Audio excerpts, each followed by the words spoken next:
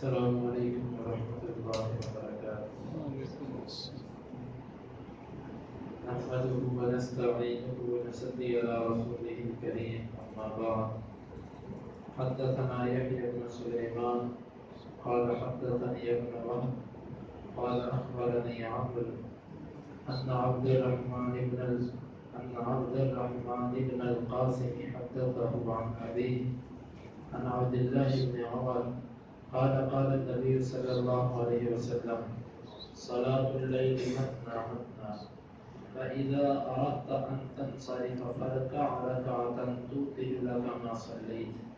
قال القاسم: ورأينا أناسا منذ أدركنا يوترون بالثلاث، وإن كلا لواسع، وأرجو أن لا يكون بشيء منه بأس.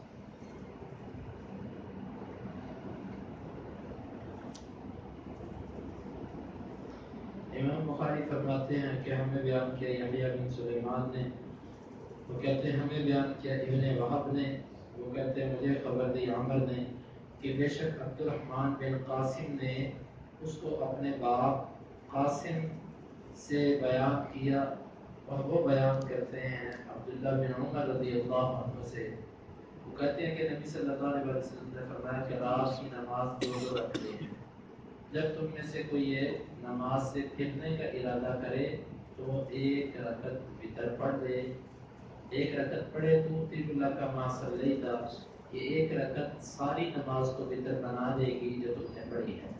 قال قاسم کہتے ہیں ورأینا اناسا، اور ہم نے کچھ لوگوں کو دیکھا، منذ ادرکنا، جب سے ہم نے ہوش سنبھالی ہے، یوترون بثلاث، وہ تین وتر پڑھتے ہیں، وَإِنَّ كُلَّ اللَّهُ وَاسِعٌ، اور بے شک ہر معاملے میں وسعت ہے، ان میں ہر معاملہ وسیع ہے، وَأَرْجُو أَلَّا يَكُونَ بِشَيْءٍ مِّنْهُ بَأْسٌ، اور میں امید کرتا ہوں اس میں کچھ حرج نہ ہوگا۔ حدیث کا مطلب واضح ہے کہ رات کی نماز دو رکھتے ہیں، اور جب کوئی وتر سے فارغ ہونے لگے تو وہ نماز سے فارغ ہونے لگے تو وہ ایک رکعت وتر پڑھ دے۔ امام بخاری کا استدلال ان کلمات سے ہے کہ جس وقت تم میں سے کوئی ایک نماز سے پھرنے کا ارادہ کرے تو وہ ایک رکعت وتر پڑھ لے۔ یہ مناسبت ہے باب کے ساتھ کہ یہاں پر ایک رکعت وتر کا ذکر ہے، گویا کہ پورے اس باب میں امام بخاری نے وتر کا جو طریقہ ذکر کیا ہے وہ یہی ہے کہ دو رکعتیں علیحدہ پڑھی جائیں اور ایک رکعت وتر ہو۔ اس پورے باب میں امام بخاری رحمۃ اللہ علیہ نے اکٹھے تین وتر پڑھنے کا کوئی طریقہ ذکر نہیں کیا، اور اسی معاملے کی طرف واضح اشارہ ہے کہ وتر ایک رکعت اور اس کو علیحدہ کر کے، یہ اگرچہ اکٹھا پڑھنا بھی جائز ہے لیکن بہتر طریقہ وہ یہی ہے کہ دو رکعتیں پڑھ کے سلام پھیرا جائے اور پھر اٹھنے کے بعد پھر ایک رکعت وتر پڑھا جائے۔ پیچھے حدیث کے اندر یہ بات آئی تھی اذا خشی احدکم الصبح، جب تم میں سے کوئی ایک صبح سے ڈرے تو وہ صلی رکعۃ واحدۃ، وہ ایک رکعت پڑھ لے۔ اس سے یہ شبہ پیدا ہوتا تھا کہ ایک وتر صرف اسی صورت میں پڑھنا جائز ہے جب صبح کا ڈر ہو، وقت تھوڑا ہو۔ اگر صبح کا ڈر نہ ہو، وقت زیادہ ہو، پھر ایک وتر نہیں پڑھنا چاہیے، پھر زیادہ پڑھنے چاہیے۔ پیچھے والے باب سے یہ معلوم ہوتا ہے، لیکن قاعدہ ہے کہ الاحادیث تفسر بعضها بعضا، بعض احادیث بعض کی تفسیر کرتی ہیں۔ اس حدیث نے وضاحت کر دی کہ اس کا وتر کا تعلق صبح کے ڈر کے ساتھ نہیں ہے کہ صبح کا ڈر ہو تو ایک وتر پڑھ لو، بلکہ عام ہے یہ حکم، صبح کا ڈر ہو یا نہ ہو ایک رکعت وتر پڑھا جا سکتا ہے۔ جس طرح کہ اس حدیث میں آتا ہے فَإِذَا أَرَدْتَ أَن تَنْصَرِفَ، جب تو نماز سے پھرنے کا ارادہ کرے، نماز تہجد ختم کرنے کا تو ارادہ کرے تو اس وقت ایک رکعت وتر پڑھ لے۔ تو تیر اللہ کا ما قد صلی، اور تیرے لیے وہ ساری نماز کو وتر بنا دے گا جو تم نے پڑھ دی ہے۔ معلوم ہوا کہ ایک رکعت وتر کا تعلق صرف ڈر کے ساتھ نہیں ہے بلکہ یہ حکم عام ہے اور اس میں اختیار ہے۔ تو تیر اللہ کا ما قد صلی، وہ ساری نماز کو وتر بنا دے گی جو تم نے پڑھی ہے۔ یہ بات میں نے پہلے بھی گزارش کی تھی کہ رات کی ساری نماز کو وتر کہا جاتا ہے، ساری کی ساری تہجد یہ وتر ہے، اور وہ ایک رکعت جو طاق ہوتی ہے وہ سب کو طاق بنا دیتی ہے، جز کو طاق بنا دیتی ہے۔ قال القاسم، قاسم کہتے ہیں، یہ قاسم سے مراد قاسم بن محمد بن ابو بکر صدیق رضی اللہ عنہ، ابو بکر رضی اللہ عنہ کے یہ ہوتے ہیں۔ وہ کہتے ہیں کہ جب سے میں نے ہوش سنبھالی ہے، جب سے ہمیں شعور آیا ہے، ہم نے کچھ لوگوں کو دیکھا ہے کہ وہ 3 رکعت وتر پڑھتے ہیں۔ دیکھیں یہاں پر قاسم نے 3 رکعتیں وتر کا ذکر فرمایا۔ فصل اور بصل کے مسئلے کی یہاں پر بھی وضاحت کی کہ وہ 3 رکعتیں اکٹھی پڑھتے تھے یا لگا 2 کر کے سلام پھیر کے پھر ایک وتر پڑھتے تھے، اس کی وضاحت نہیں ہے یہاں پر، صرف اتنا ہے کہ وہ 3 وتر پڑھتے تھے، چاہے تو وہ 2 رکعتیں پڑھ کے سلام پھیر کے ہو جائے یا اکٹھے ملا کر ہو جائے۔ اس سے بظاہر یہ معلوم ہوتا ہے کہ قاسم رحمہ اللہ یہ تابعی ہے اور یہ دونوں طریقوں کو درست سمجھتے ہیں، اور بات ایسے ہی ہے کہ دونوں طریقے ٹھیک ہیں۔ اور پھر آگے فرماتے ہیں وَإِنَّ كُلَّ النَّوَاسِعُ، اور بے شک اس میں سے ہر طریقے میں وسعت ہے، ایک وتر پڑھ دو تو بھی ٹھیک، 3 پڑھو تو بھی ٹھیک، 5 پڑھو تو بھی ٹھیک، 7 پڑھو تو بھی ٹھیک، 9 پڑھو تو بھی ٹھیک، یہ سب کے سب طریقے آتے ہیں، ان سب میں وسعت ہے۔ اس میں رد ہے ان لوگوں پر جو یہ سمجھتے ہیں کہ ساری زندگی جنہوں نے یہ لازم کیا ہوگا کہ وتر صرف 3 کرتے ہیں، وتر 3 ہے، وہ اسی پر اڑتے ہیں اور اسی پر وہ بحث کرتے ہیں بے دلیل۔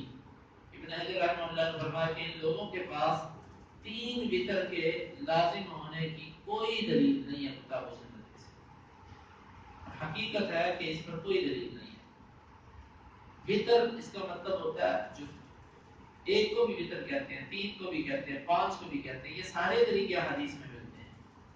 حتیٰ کہ تعصب کا اندازہ آپ اس بات سے لگائیے کہ وہ لوگ جو اپنے القاب لکھتے وقت 15 لائنیں ان کے القاب کی بھر جاتی ہیں، پتہ نہیں کیا کیا ان کے القاب ہوتے ہیں، اتنے لقب کبھی کسی نے کسی نبی کو بھی نہیں دیے جتنے وہ اپنے مولویوں کو دیتے ہیں، اور پھر ہے وہ باوجود اس کے مقلد کے مقلد، اتنے بڑے القاب کے باوجود وہ مقلد ہی ہوتا ہے۔ وہ کیا لکھتا ہے، ایک مولوی صاحب ہیں جن کا نام ہے انور کشمیری، ہندوستان کے مولوی ہیں، وہ انہوں نے بخاری کی ایک کتاب لکھی بخاری پر جس کا نام انہوں نے رکھا فیض الباری، 4 جلدوں۔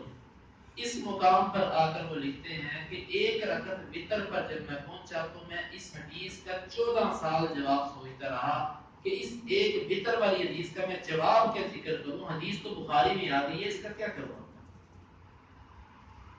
لقد مکثت نحو 14 سنة، میں 14 سال اس کا جواب سوچتا رہا۔ ثم صنع لي جواب شاف، پھر میرے لیے ایک تسلی بخش اس کا جواب مجھے مل گیا۔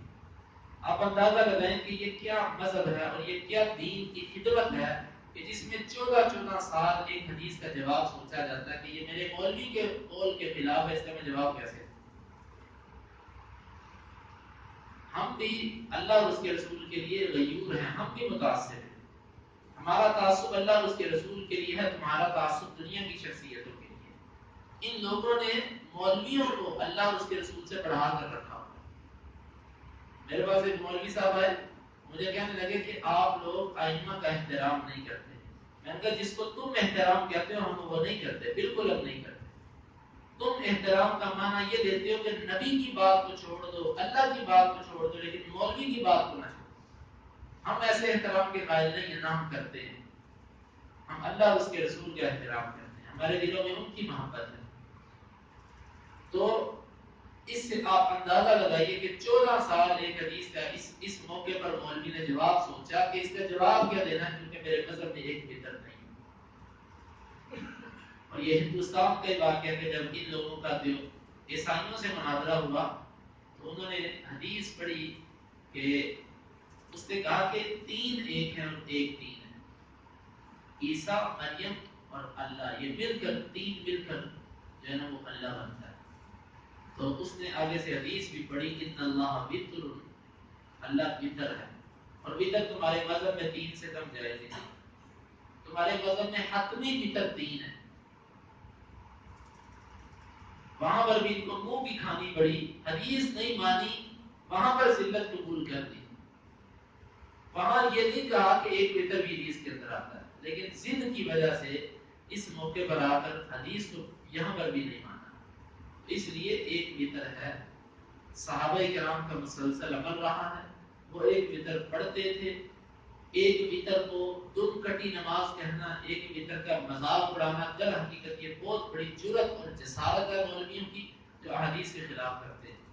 और सबसे बड़ा बेअदब मौलवी होता है जब वो बेअदबी करता है, और इसका सबब सिर्फ और सिर्फ तकलीद है। तकलीद वो एक ऐसा नासूर है कि जिसने बहुत सारी अहदीस और कुरान की आयात को मानने से लोगों को रोक रखा हुआ है, सिर्फ इस वजह से कि मैं फलां मौलवी के पीछे चलता हूँ। आप देख रहे हैं हदीस सुनते हैं लोग, नहीं अमल करते। किस वजह से नहीं करते? कि हम भी किसी के पीछे लगे हुए हैं। बहरहाल ये हदीस, इस पर किसी किस्म की गुबार नहीं। रावी भी कहता है कि अर्जु अल्लाह यकून बिशैइन मिन बास, मैं उम्मीद करता हूँ इस बात में वुसअत है, किसी में हर्ज नहीं है। एक वितर पढ़ो, 3 पढ़ो, 5 पढ़ो, 7 पढ़ो, कोई इसमें हर्ज नहीं। इसलिए वितर सब पर अमल करना चाहिए।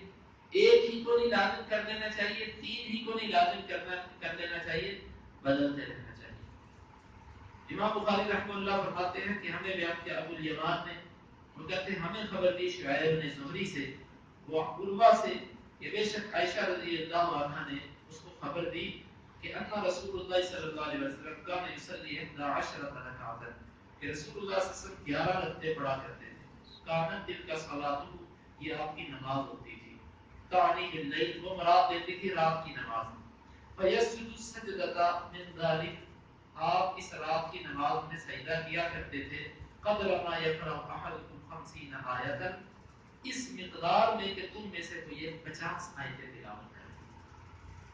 क़ब्ल अन यरफ़अ रअसहु, इससे पहले कि सर उठाए। वयरकअउ रकअतैन, और आप 2 रकातें पढ़ा करते थे। क़ब्ल सलातिल फज्र, फज्र की नमाज से पहले। सुम्मा यस्तजु अला शिक़्क़िहिल अयमन, फिर आप अपनी दाईं करवट लेट जाते। हत्ता यातियहुल मुअद्दिनु बिस्सलाह, यहाँ तक कि आपके पास मुअज्जिन आता नमाज के लिए। इस हदीस में आयशा रज़ियल्लाहु अन्हा ये फरमाती हैं कि नबी सल्लल्लाहु अलैहि वसल्लम रात की नमाज 11 रकातें पढ़ा करते थे। पीछे ये वजाहत हो चुकी है कि 2-2 रकातें करके पढ़ते थे, और इसमें ये आता है कि आप सल्लल्लाहु अलैहि वसल्लम इतना लंबा एक सजदा करते थे कि जितनी देर में तुम में से कोई 50 आयतों की तिलावत कर लेता है, इतना लंबा नबी सल्लल्लाहु अलैहि वसल्लम का एक सजदा हुआ करता है। अब अंदाजा लगाइए, 50 आयतों की तिलावत एक माना रखती है। बाद मुकामत पर 50 आयत की तिलावत पाव के करीब बन जाती है। तो नबी सल्लल्लाहु अलैहि वसल्लम इतना लंबा सजदा, और हमारे आज अगर कोई एक पाव सिपारा दरमियानी मिक़दार में पढ़े तो वो 6 से 7 मिनट तकरीबन लगते हैं उसको, ये तकरीबन इतनी आयत पढ़ने में।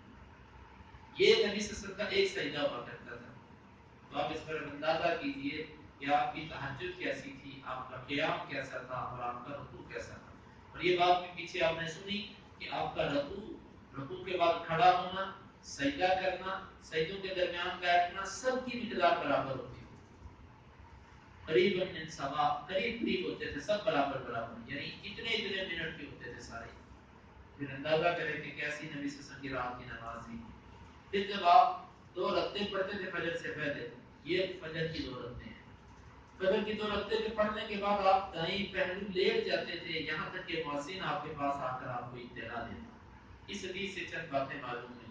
पहली बात, रात की तहज्जुद में और इन्फिरादी तौर पर जब बंदा नमाज पढ़े तो उसमें सजदे और रुकू लंबे करें। दूसरी बात कि फजर से पहले 2 रकातें पढ़ने के बाद दाईं जानिब लेटना, इसमें ज्यादा अहले इल्म का यही मौक़िफ़ है कि नबी सल्लल्लाहु अलैहि वसल्लम ये घर में किया करते थे। घर में लेटा करते थे, 2 रकातें पढ़ते थे और लेट जाया करते थे।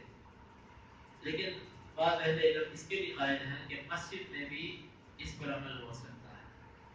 वल्लाहु आलम बिस्सवाब, लेकिन उनके मुखालिफिन भी मौजूद हैं।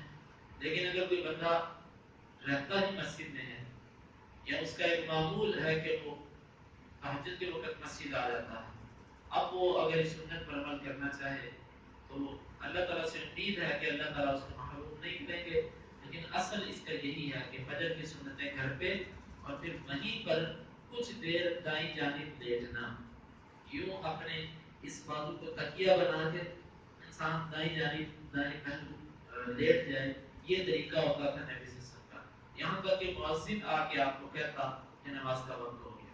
اس سے معلوم ہوا کہ مؤذن امام کو اطلاع دے سکتا ہے، اس میں کوئی ایسی بات نہیں، اس کو کہہ سکتا ہے کہ نماز کا وقت ہو چکا ہے۔ اللہ رب العزت سے دعا ہے کہ اللہ تعالیٰ اس پر عمل کی توفیق عطا فرمائے۔